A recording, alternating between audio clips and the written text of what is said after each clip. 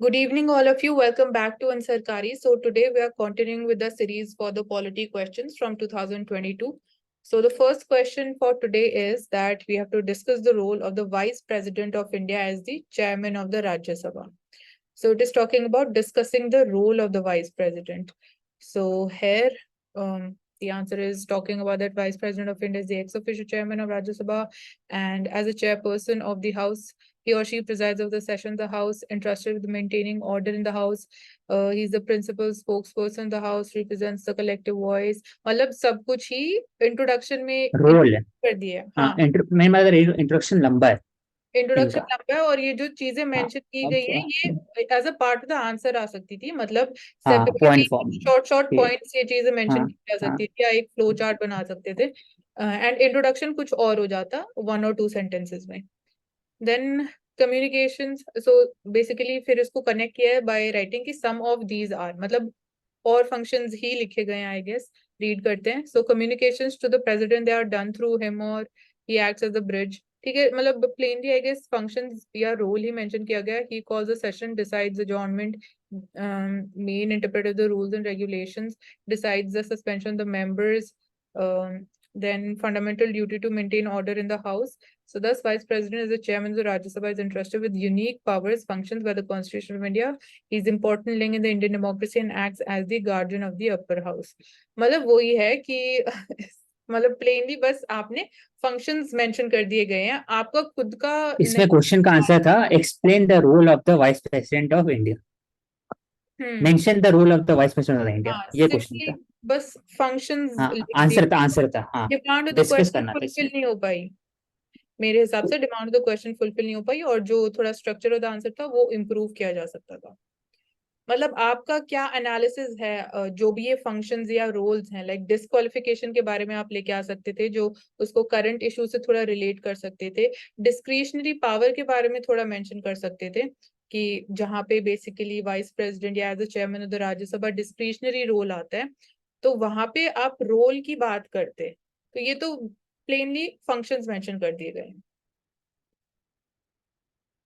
आप लोग बोल सकते हाँ हो। हाँ हाँ वैसे में वही है। वैसे में। सचिन, आंचल, आप लोगों को कुछ बोलने? दिव्या? नहीं, ये सेम ही है, सही कह रहे हो, ऐसा कर सकते थे। Second question है discuss the role of the National Commission for Backward Classes in the wake of its transformation from a statutory body to a constitutional body. तो कैसे रोल चेंज हुआ उसकी बात करनी है। So main function of NCBC is to examine the complaints against the members. ठीक है, आप रोल आपने स्टार्टिंग मतलब इंट्रोडक्शन में रोल लिख दिया डायरेक्टली, फिर आपने लिखा कि फंक्शंस इंक्लूड्स। सो यहाँ पे भी सिर्फ फंक्शंस लिखे और चेंजेस एग्जिस्टिंग मेजर्स एक्सेस, नहीं ये भी नहीं हुआ। मतलब डिमांड ऑफ द क्वेश्चन यहाँ पे भी फुलफिल नहीं हुई, सिंपली बस आपने प्लेनली फंक्शंस लिख दिए। यहाँ पे भी जो क्वेश्चन है उसकी डिमांड को समझने की कोशिश नहीं की गई है। मतलब आपने सिर्फ रीड किया एनसीबीसी है, उसके फंक्शन थोड़ा बहुत मतलब रोल की बात की गई है, तो आपने डायरेक्टली बस फंक्शंस लिखना स्टार्ट कर दिया। आप थोड़ा बता सकते थे कि स्टैट्यूटरी बॉडी कब बनाई गई, कौन सी ईयर में बनाई गई, उसके बाद कॉन्स्टिट्यूशनल बॉडी कौन सी अमेंडमेंट के थ्रू बनाई गई, आर्टिकल्स फिर मेंशन, दूसरा चीज उसके की बाद फिर सिविल कोड कंपैरिजन भी है। करते थोड़ा। हाँ हाँ कंपैरिजन भी करते पहले क्या रोल था, उसके बाद वो कैसे ट्रांसफॉर्म हुआ, एंड वो भी सफिशिएंट नहीं है, और भी क्या चैलेंजेस या क्या मतलब मिसिंग पॉइंट्स है जिन पे और काम करने की जरूरत है। सो इस तरीके से पूरा स्ट्रक्चर हो सकता था आंसर में। नेक्स्ट पे चलते हैं। औषिक, यू कैन मैंने भी हैव वैसे किया था कि वाइस प्रेसिडेंट ऑफ। मैंने बस एक्सप्लेन कर दिया, कॉन्स्टिट्यूशन प्रोविजन दे दिया, साथ ही साथ वो करते हैं बस। इसमें मेंशन नहीं, मतलब आपने क्रिटिकल एलिमेंट। अच्छा, हाँ नहीं, इसमें नहीं। प्रिजाइड्स ओवर द उसे पढ़ने के बाद मीटिंग, हाँ। ऑर्डर, डेकोरम, डिसीजंस रिगार्डिंग फिर डिस्क्वालिफिकेशन। मैंने कोशिश किया इसमें एनसीबीसी में लाने का कि मैंने बता दिया कि पहले वो स्टैट्यूटरी बॉडी था एनसीबीसी एक्ट 1903, फिर वो बन गया कॉन्स्टिट्यूशनल बॉडी। मैंने इंट्रो में दे दिया with transformation to constitutional status its role widened and given more power. ऐसे मैंने स्टार्ट कर दिया। पावर ऑफ सिविल कोर्ट मिला उन्हें, तो इंक्वायरी कर सकते हैं वायलेशन में, submit annual report to the parliament to president और लेइंग बिफोर द पार्लियामेंट, फिर गवर्नमेंट रिकमेंड कर सकते हैं। तो मैंने फिर लास्ट में क्रिटिकल एलिमेंट लेके आया कि how its role was only of recommendation. It cannot enforce its recommendation. In case of violation of right, it could only inquire about it and give direction.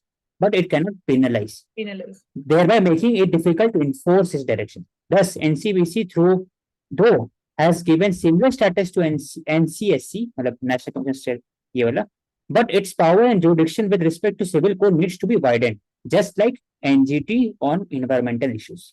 तो मैंने लास्ट में compare किया. हाँ, थोड़ा सा यहाँ पे कोशिश दिखाई दे रही है कि थोड़ा सा आपने कोशिश करी है इस वाले आंसर में.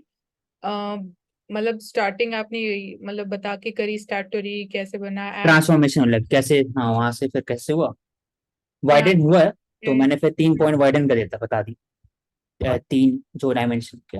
उसके बाद however its recommendation is very narrow. हाँ, उसके यहाँ हिसाब पे से मैंने लास्ट में बस मैं ऐड अप करूंगी कि जैसे आपने जब बात करी सिविल कोड के कॉन्टेक्स्ट में और क्या इम्प्रूवमेंट हो सकता है, पीनलाइजिंग पावर की आपने बात करी, और भी चीजें आप लेके आ सकते उसमें आता, हाँ मैं बता रहा हूँ, पब्लिक ऑफिशियल का हाँ कैपेसिटी बिल्डिंग आ सकता था. हाँ, हाँ, साथ ही साथ फिर फास्ट ट्रैक कोर्ट स्टेल्स मैकेनिज्म होना चाहिए एनसीबीसी में, ऑटोनॉमी की तो बात वो आ सकता, हाँ ऑटोनॉमी हो सकता था. हम्म, फिर इंफ्रास्ट्रक्चर की कमी है उनके पास, ऑफिशियल नहीं है, वो भी एक आ सकता वो था. सब चीजें मतलब खाली हाँ. आप उसको कॉन्स्टिट्यूशनल स्टेटस देने से सारी चीजें अच्छी नहीं होगी, मतलब और भी चीजें हैं जहाँ पे काम करने की जरूरत है. वो एंड में उन बाकी सारे पॉइंट्स को भी लेके आ सकते थे. और किसी को इनपुट देना है?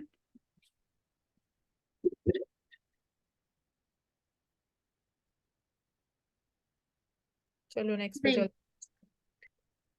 सो पहला role of vice president of India. So लिखा है that acts as the ex officio chairman of Rajya Sabha who performs various roles. So पहले functions in order to ensure the basic smooth functioning, जो मतलब primary और bare minimum वो तो fulfill और function करना ही होता है accordingly. Then disqualification rulings, it includes some of the discretionary powers of the chairman, so he or she takes final decision on such a matter. So of late we have seen कि matters related to disqualification that has increased with time, which demands fair and just functioning of the office of chairman. Then third point where I've talked about impeachment of the judges of the High Court and Supreme Court. So that proposal, it can be rejected by the chairperson, and if जो भी prerequisite conditions है वो fulfill नहीं हो रही, या जो grounds है for such a proposal वो false हैं according to the chairman, तो यहाँ पे भी थोड़ा discretionary element आ जाता है. So his or her role, it becomes important, or it becomes key in order to maintain independence or the autonomous functioning of Indian judicial system. Otherwise things they can also take a political turn अगर यहाँ पे भी basically fair and just तरीके से decisions नहीं लिए जाते हैं. लास्ट में कास्टिंग वोट के बारे में लिखा है, अगर इक्वालिटी ऑफ वोट्स होता है तो casting vote has to be casted by the chairperson. So then यहाँ पे भी रोल इंपॉर्टेंट हो जाता है, क्योंकि जो फाइनल आउटकम रहेगा that would depend upon the casting vote. So यहाँ पे भी ऐसे सर्कमस्टांसेस के under the basis of vote that needs to be objective, it needs to be politically neutral, and it needs to be in the greater interest of the nation. So therefore all these functions of the chairman of Rajya Sabha somewhere enjoys discretionary element which makes the position vital. आप input दे सकते हो अपना. हाँ, आपने जो dimension mention किया है वो ब्रॉड है, from basic functioning of the houses to disqualification आपने कवर कर दिया, फिर इम्पीचमेंट ऑफ जजेस को भी ले लिया, और कास्टिंग वोट, 4 डायमेंशन आपने दिया है.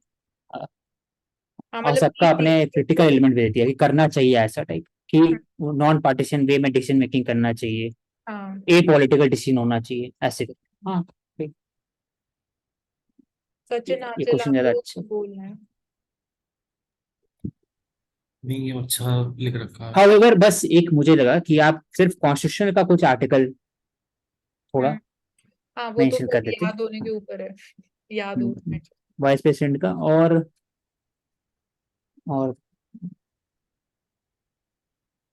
तो डिस्कस द रोल लिखा हुआ है, अभी एज अ चेयरमैन भी लिखा हुआ है, सिर्फ वाइस प्रेसिडेंट नहीं है. हाँ, तो राज्यसभा से रिलेटेड है, इसका आंसर मतलब वाइस प्रेसिडेंट का रोल नहीं डिस्कस करना था, एज अ चेयरमैन उनका role.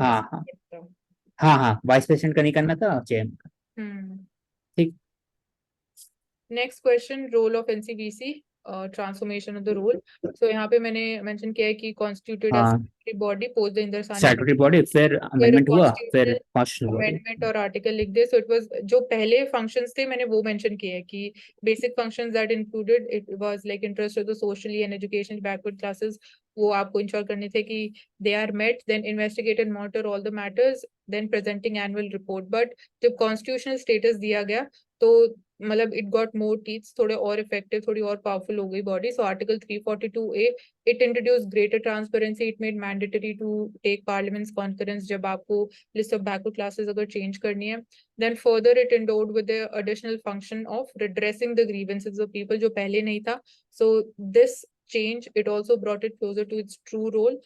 And also now it could advise on constitutional safeguards भी. It can report all on the matters regarding the implementation कि कितना implement हुआ है उसके अंदर भी. Now it can function, it has some role. So फिर मैंने इसको conclude किया by writing कि merely having a constitutional status that is not sufficient to fulfill the mandate of NCBC. It's important to maintain its autonomous functioning, regular elections to the post of chairman, financial viability for desired results. So Mansi, यहाँ पर आपने जो question को एक change दिला है from the statutory body to constitutional status, वो एक अच्छा एलिमेंट है, यूनिक एलिमेंट था जो मेरे में नहीं था, बाकी जो भी आंसर था उसमें नहीं था. हाँ लेकिन हाउएवर जो आपने कॉन्स्टिट्यूशनल स्टेटस दिया है उसमें पावर ऑफ सिविल कोर्ट आपने लेके नहीं आया. हाँ वो नहीं इस- लिखा clearly. हाँ, और प्लस उनके पास जो इंक्वायरी का पावर है लेकिन इन्फोर्समेंट का पावर नहीं है, वो आप लेके नहीं आए इसमें. और दूसरा पेनलाइज नहीं कर सकते, वो भी लेके वो नहीं आए. मैंने 3 add पॉइंट्स हो भी गए. किया हाँ यहाँ पे. हाँ हाँ हाँ, मैं तो बस मेरे पॉइंट मेरे माइंड में आया था पॉइंट उसमें penalization वाला भी. डायमेंशन. हाँ, मतलब penalization पावर तो अभी भी एग्जिस्ट नहीं करती है, करती है पावर टू नहीं penalize करती है ना, नहीं करती है ना. हाँ तो मैंने मतलब इसलिए. हाँ हाँ, कंक्लूजन में लिखने का सोच रही थी कि उनको penalization पावर भी देनी चाहिए, बट मतलब इसको ऐसा बोलते हैं कि कॉन्स्टिट्यूशनल स्टेटस से उनका पावर बढ़ गया, वाइडन हो गया as compare with respect to NCB, National Commission for Scheduled Caste and Scheduled Tribe. However लेकिन बाकी जो बॉडीज है, ऐसे एनजीटी हो गया, वो पेनलाइज कर सकते हैं. हाँ हाउएवर स्टैट्यूटरी बॉडी लेकिन पेनलाइज कर सकते हैं, ये नहीं कर सकते. ये हाँ तो डिस्पाइट उनका रोल थोड़ा डिफरेंट है, तो वो ऐसा होना चाहिए था हाँ उनके वो पास. एक एलिमेंट आ सकता था. एलिमेंट. हाँ, हम्म बाकी आपने जो क्वेश्चन को आपने ट्रांसफॉर्म दिखाया, वो ट्रांसफॉर्म हो सकता हम्म है कि पहले और अब. नाचल आप लोग बोलने दिव्या.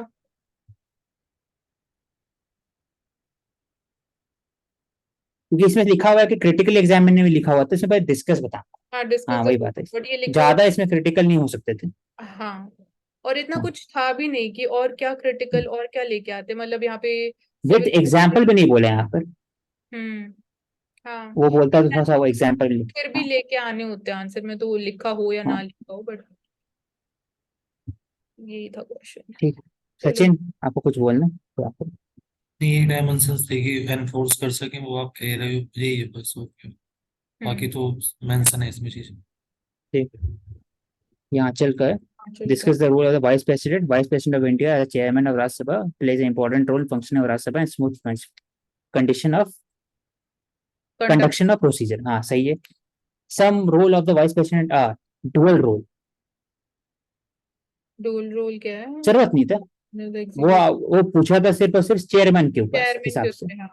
वाइस प्रेसिडेंट के हिसाब से नहीं पूछा हाँ था. यहाँ पे रोल तो ऑफ सिर्फ आप वाइस चेयरमैन का प्रेसिडेंट लिखते लिख हैं. दिया है. वो तो हाँ. क्वेश्चन पूछ ही नहीं रहा था, तो चेयरमैन का रोल पूछ रहा है. वाइस प्रेसिडेंट में आता है. हाँ, ये सब पूरा आपने लिखा है, सब आता है ऊपर से लेकर नीचे तक. तो हाँ अप्रिशिएटली द हैंडलिंग. हाँ वो नहीं, ऊपर क्या लिखा है? कहाँ पे? Handling and responsibility, handling dual responsibility. जरूरत नहीं था इसका भी. ये सारे नीचे वाला सही है. के मेंशन कर दिए. Conduct of business in council of states, ये ठीक है. Consider proceeding ruling on disagreement. ये कास्टिंग वोट का डिसएग्रीमेंट, हाँ कास्टिंग वोट. हाँ ठीक ठीक, पर- कास्टिंग वोट लेकर टर्म लेके आते हैं आप. Different personality known in the history by the virtue of their work ethics, cooperative model, impartiality, completion of tenure. हाँ, इसमें बस जो आंचल ने लेके आया एग्जाम्पल लेके, तो हम लोग भी एग्जाम्पल डालते हैं हाँ कि हिस्टोरिकल कंटेक्स्ट में इंडिया में ऐसे वाइस प्रेसिडेंट थे जिनका जो वर्क एथिक्स कल्चर अच्छा था, उन्होंने वाइस प्रेसिडेंट का जो पोस्ट है ना उसका एक जस्टिफाई दिया. तो एक अच्छा पॉइंट, ये अच्छा एक important point था. डायमेंशन. ये अच्छा हाँ. था, यूनिक हो सकता था. लेकिन आंचल आपने बाकी सब लेके नहीं आया इसमें. हाँ वो बाकी सब तो जो हाँ, मेन डिमांड हाँ, क्वेश्चन थी वो जो तो fulfill हाँ की. डिमांड. हाँ कंफ्यूजन अच्छा अच्छा. करने की कोशिश की है. Next question, role of NCBC में. NCBC with the back classes long history that started 1979 under Maraji Desai, the Prime Minister, and with the BP Mandal Commission case and Supreme Court. जरूरत नहीं था, ये तो इतना हाँ लंबा जरूरत नहीं था, ट्रेस कर दिया तो क्योंकि आपका आंसर जो है वो सेकंड में स्टार्ट हो रहा है. हाँ तो वहां पूछ रहे ऊपर करिए एक बार, उसमें बताया सिर्फ और सिर्फ कि स्टैट्यूटरी बॉडी से कॉन्स्टिट्यूशनल बॉडी कब हुआ, तो आप डायरेक्टली बता देते कि मंडल कमीशन के द्वारा बैठाया गया एनसीबीसी स्टैट्यूटरी बॉडी था, वहां से कॉन्स्टिट्यूशनल बॉडी, सिंपल से। वहां से बिगनिंग तो हुई सिर्फ मंडल कमीशन लेके आते हैं, काफी था, इतना लंबा जरूरत नहीं, मुरारी देसाई प्राइम मिनिस्टर जरूरत नहीं। फिर आप नहीं लेके आया इंक्लूसिव सोसाइटी बिल्डिंग, ठीक है, उसके अंदर में promotion of idea of social inclusion, social economic development, concept distributive justice, roles का, evidence collection, document verification, act as in civil court, sending recommend on behalf of difficult and suffrage condition. 37 promoting socio political changes, constitutional belief. ये मुझे answer, ये concept of distributive justice अच्छा था, थोड़ा सा ethical answer लग रहा है, एथिक्स पेपर के हिसाब से आंसर लग रहा हाँ है, थोड़ा जीएस2 के हिसाब से थोड़ा सा कम लगता है। हाँ, और ये आप इस पे ट्रांसफॉर्मेशन एलिमेंट भी नहीं थोड़ा ट्रांसफॉर्मेशन नहीं बताया आपने, कैसे ट्रांसफॉर्म हुआ, क्या पावर्स आज भी है लेकिन उनके पास तीथ नहीं, ऐसे बोलते हैं ना कि पावर्स है लेकिन वो इम्प्लीमेंट नहीं कर सकते, तो वो लेके आते हैं। और आपने जो वर्ड लेके अच्छा है, फ्रेज अच्छा लेके आया, ऐसे phrases अच्छे डिस्ट्रीब्यूटिव जस्टिस, एविडेंस कलेक्शन, लेकिन आप वो भी ट्रांसफॉर्मेशन लेके आते, तो नीचे कर दो, हो गया, बस यही एंड हो गया। ठीक, एंड हाँ। कर दिया। So that's all for today in this session, and I hope the things are more clear to us today. And stay connected with us for more such informative sessions.